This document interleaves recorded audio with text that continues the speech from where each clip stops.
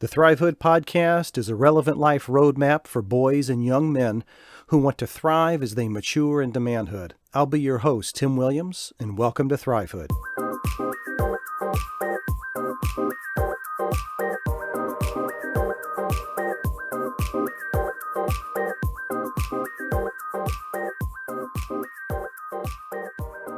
Welcome in, guys. Hope you're having a good week. I know I am. I want to jump right into this topic because this is something that is important to me, and I want to just jump right into it. As the title of this episode indicates, which is the reason for dating, I'm going to come out with a bold statement that it is my opinion. I can't say that it's fact, but I strongly believe this. And here is my opening statement. You date to find who you will marry and spend the rest of your life with. Thank you. Thank you very much. Mic drop. I walk off the stage left, and that's all I have to say.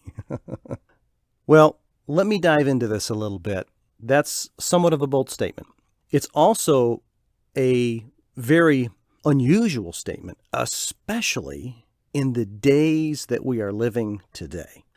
So before I did this episode, I did some research because I had been thinking about this for a while, and I had thought about, that's a bold statement, and it, in my opinion, it shouldn't be a bold statement, but in the generation that we are in now, and the place we are in society and where America is, especially right now, it is not the norm. It really isn't. So I did a little research. I decided to look up, if someone were to look into what's the reason for dating, pretty basic question. I came up, and it was about 10 or 15 minutes, didn't take long. I came up with an enormous laundry list of reasons to date. Anywhere from someone being finally ready for a relationship to willingness to negotiate or compromise. These are real reasons now. I'm not making this up. Because you want to have more of self-awareness, you want to work on your self-esteem, you want to improve your communication skills, you want to find out if you're sexually compatible with someone else, you want to be able to socialize, you want to have fun, you want to get out of the house, believe it or not, was one. And then there was one, recognition of family origin history. I don't even know what that means, but those were just 10 reasons or 10 opinions, is a better way to say that, from who knows where and from who, as to reasons why you should date. And guys, this is just a small list. There were hundreds of reasons, just crazy reasons as to why you should date. Now, if I was a young guy and I was either getting ready to date or I just began starting that dating relationship, so some of you that are listening to this, you're probably 14, 15 years old, 16, somewhere around in there. You are at the beginning stages of your dating experience. And I got to tell you, if it were me, I would really be confused. This would be a major head scratcher for me, because the truth is, there really isn't any one, there's not a compass that's really out there pointing you to the way, right? There's nothing out there that's really suggesting, hey, here's really the goal, here's the objective, here's what we're trying to accomplish in the dating field, in the area of dating. Well, it just makes a lot of sense to me to warm up with the idea that, all of this dating and getting with girls and figuring them out and going places and trying to understand them and all this other stuff is really nothing more than I'm just trying to find Mrs. Right. I'm just trying to find my queen or my bride or my princess. I guess it is the bride, right? I shouldn't say bride, but yeah, ultimately I'm trying to find my bride, right? I have to say, the first point that I want to make in this bold statement that I'm presenting is that, to me, simply by deciding my goal and my objective in dating is to do nothing more than to find my wife, who I want to spend the rest of my life with, it sure makes it a little easier, doesn't it? I mean, is it just me? But boy, it sure sort of brings into focus what my objective is as I begin to go out in the dating world and start figuring out what this thing is all about as far as dating. Now, what I want to say is I'm not opposed to dating because I don't want you to get the impression, what are you talking about? You just, like dial up a bride or, over in some foreign countries where the marriages are arranged and you don't even know who she is until you meet her. The point I'm trying to make is I do believe that there are let me rephrase that. I do believe that dating is important. That's what I'm trying to say. And there are drivers to encourage dating. So and I want to talk about this for a minute, if there are some drivers, if there are some elements that are helping to support dating, and you'll see here in a minute what I mean by that, then obviously it's a natural progression for us, right? It's a natural thing that we want to move into the next phase of our life. So I want to help you understand, I'm not saying we go from being 13 to being married. There is a process, and dating is important. So what are some of those drivers, Tim? Well, first of all, obviously, you're maturing and you're recognizing the opposite sex. It's as simple as that. When you were 10 or 11, you're like, ew, girls, gosh, yeah, gross, get away from me. You're giving me cooties, that sort of thing. Well, now you may want to say that externally to some people. Oh, yeah, she's got cooties. But inside, you're starting to go, she's got a nice face there. She's got a cute little body. All right, she's not bad. Hey, look, I'm being real with us. All right, guys, that's what we're very visual. So that's sort of the first step in the process of dating. So I'm just being real with you. So obviously there's a recognition, there's an awareness. Andy Stanley says awareness breeds desire. It truly does. When you know that there's a new iPhone that's coming out and you didn't know it was coming out before, now you want one. Well, now that you're beginning to be aware of girls and of females, all of a sudden it's like, hey, I'm sort of down with this. I'm going to check this out a little bit. The other driver that helps in believing that dating is important as we're moving towards finding our bride is that you guys have heard this before. Your body's changing.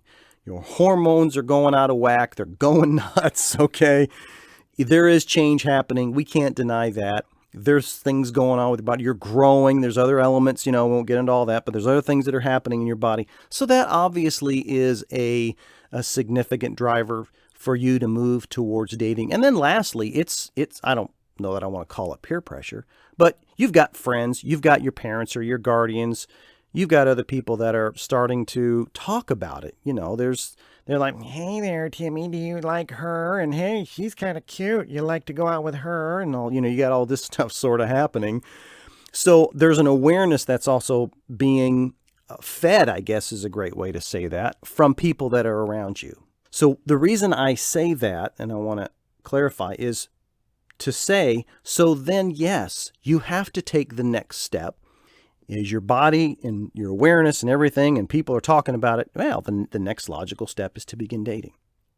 But I would say that list that I just read from you of a few opinions, while you might learn some of those traits, and I think that's good, and it is important, and quite frankly, you should be learning about yourself as well as the other person, your ability to negotiate, and you're working on your communication skills and having fun. Absolutely. Absolutely, you should have fun.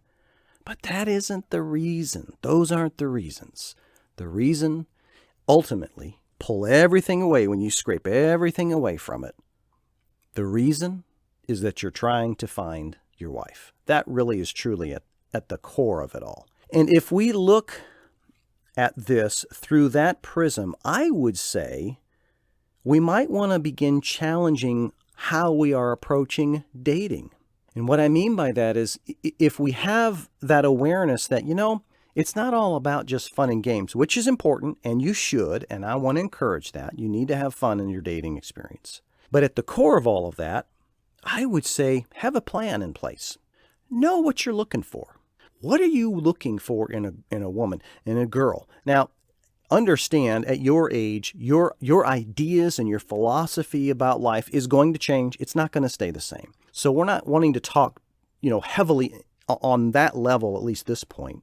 But what I'm talking about is just the simplest of interactions that you're having with the girl that will help you decide, hey, is this someone that I want to spend a long time with? How do they treat others? How do they interact with their parents? Is she respectful? Or is she something else, right? How does she treat her friends? How does she treat others? How does she treat you?